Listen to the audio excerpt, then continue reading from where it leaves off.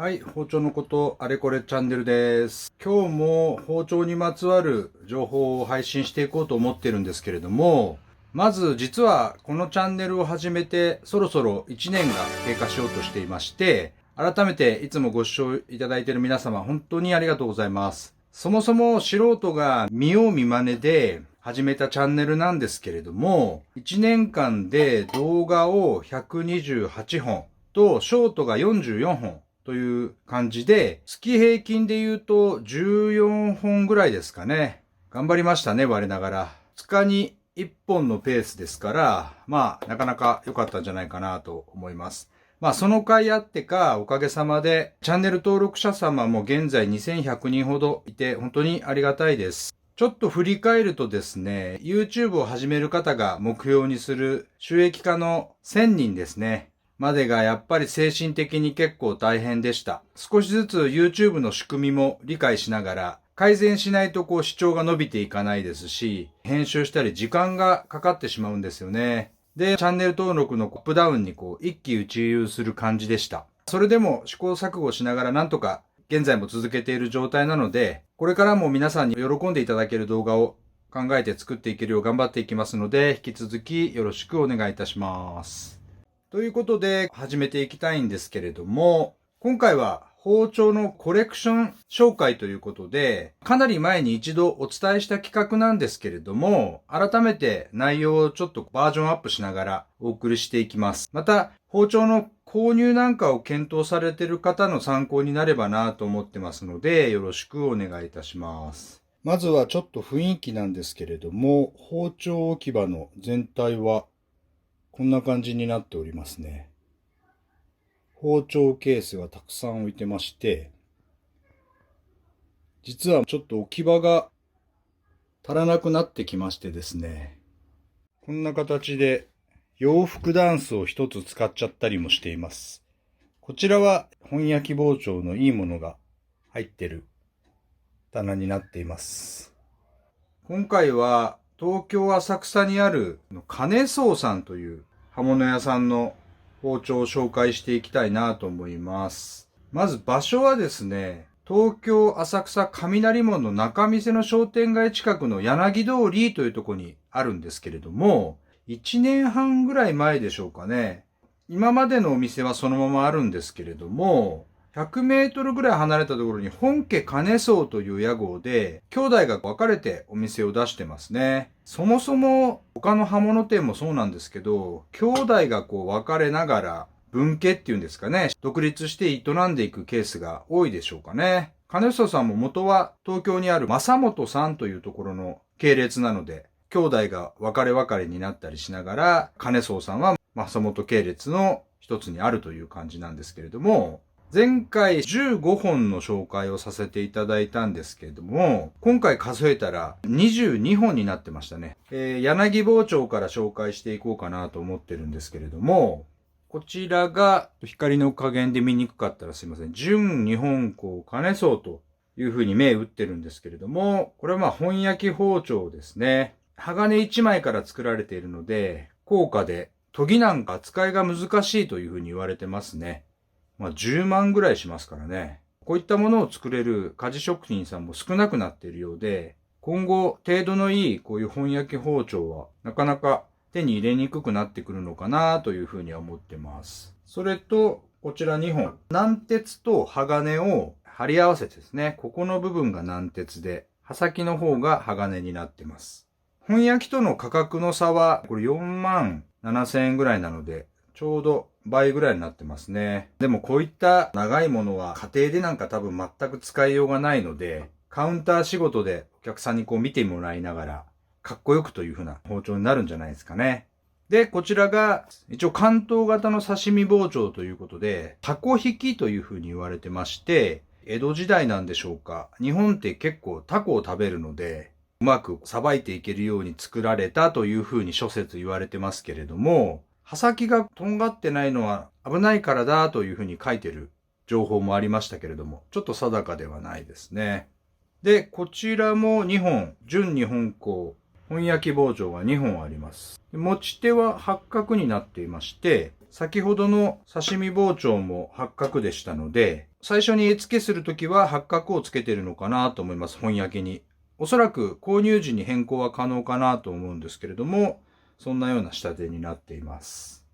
あと、タコ引きが3本あるんですけれども、これが尺2寸36センチ。で、こちらが尺1寸の33センチですね。ちょっと見にくいですかね。ここの金層の下に上というマークがついてるんですけれども、こちらはお店の方にちょっと電話で伺ったんですけれども、昔は包丁の焼き入れ時に季節によって結構差が出たんですよね。うまく焼けたり、火加減が難しかったんでしょうけれど、寒の季節と言いまして、1月くらいに作られるものの出来が良かったらしく、その時期に作られたものとそうでないものを区別するために、この上に上という風な印をしていたという風にお店の方から聞きました。こちらの上というものが押してないものが悪いということではないと思うんですけれども、よりよく焼けてるという形なんでしょうかね。そんなような意味があるという風にお聞きしました。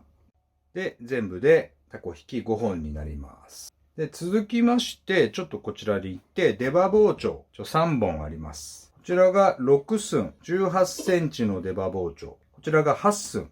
24センチの出刃包丁。それと 8.5 寸という相出刃包丁。こちらは出刃包丁よりも厚みが薄いというふうなことになってます。なので、重さが少し軽いんですよね。なので、取り回しがしやすいというのが相出刃包丁の特徴になってます。その分、骨なんか叩いたりするのは厚みが薄いので、こちらの出刃包丁の方が骨なんかは切りやすいというふうな感じになってます。あと、見下ろし出刃というのがあるんですけど、この相出刃よりもっと薄くなってますね。その分、幅も狭くて、魚を切りながらお刺身も若干作れちゃうというような、そんな包丁になってます。それと、この2本、薄刃包丁。こちらが鎌型の関西型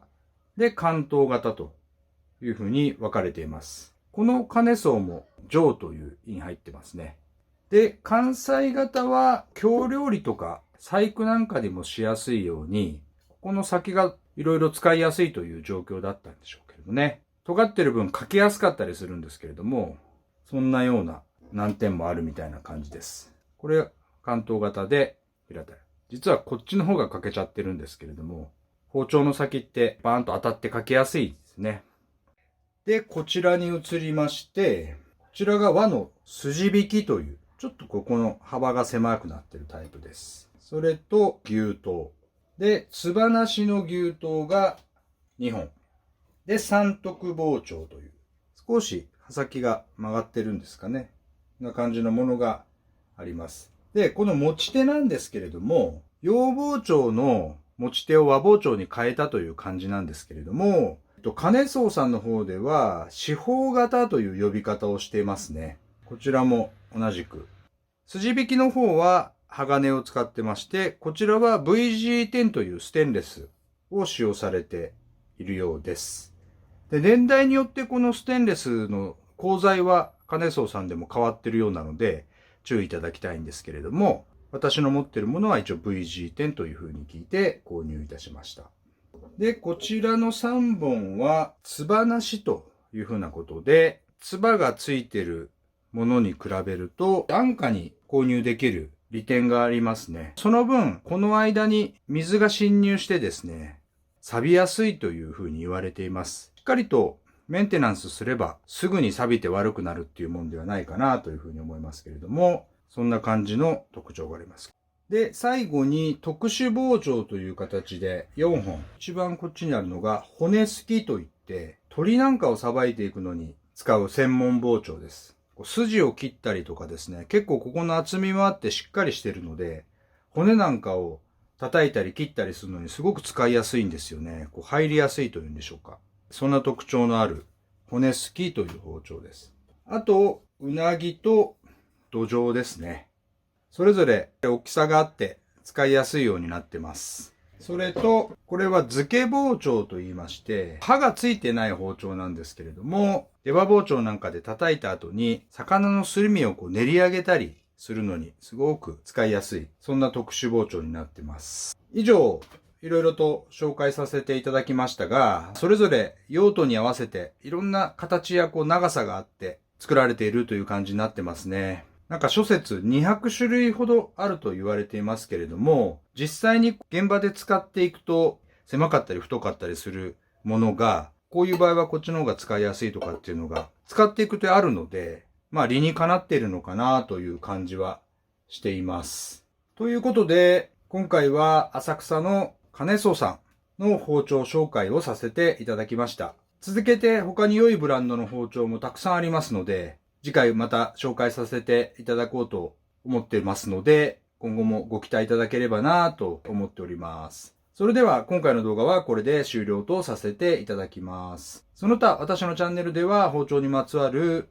ことをいろいろと配信させていただいておりますので、ぜひそちらも合わせて見ていただけるとありがたいかなと思います。また何か質問等あればお気軽にコメント欄にお問い合わせいただければと思います。いつも最後までご視聴いただき本当にありがとうございます。それではまた次回の動画でお会いしましょう。さよなら。